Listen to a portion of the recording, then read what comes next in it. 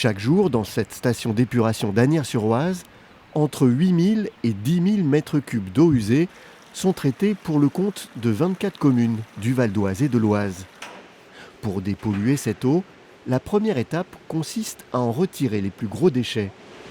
Dans cette première veine, on voit les refus des graillages, c'est-à-dire les déchets solides comme les papiers toilettes, les lingettes, etc.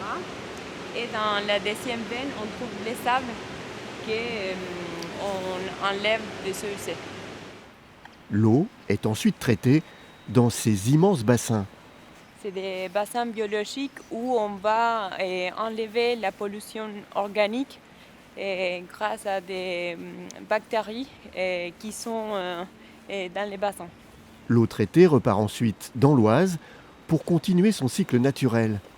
Mais avec le réchauffement climatique et des nappes phréatiques au plus bas, le président du SICTUB, le syndicat des eaux des bassins de la Thève et de Lisieux, fait un constat.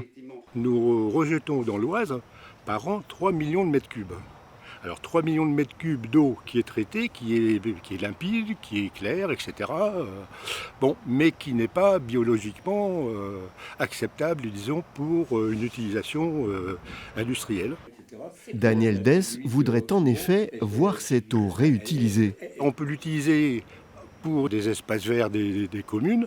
On peut l'utiliser, dans un autre cas, pour par exemple balayer le nettoiement des voiries, etc.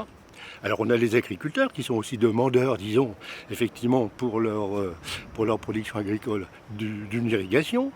On a un golfe, donc on a un potentiel, disons, de développement, d'utilisation de cette eau.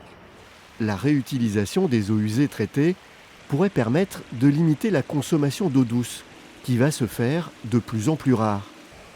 L'idée semble simple, mais pour réutiliser cette eau, il va falloir la rendre biologiquement plus saine. Les traitements supplémentaires qu'on devrait ajouter au traitement actuel, c'est de la filtration et du traitement UV et on doit aussi ajouter du chlore. Le SICTUB est aujourd'hui dans la phase d'étude des dispositifs techniques et espère voir son projet se concrétiser d'ici 2025.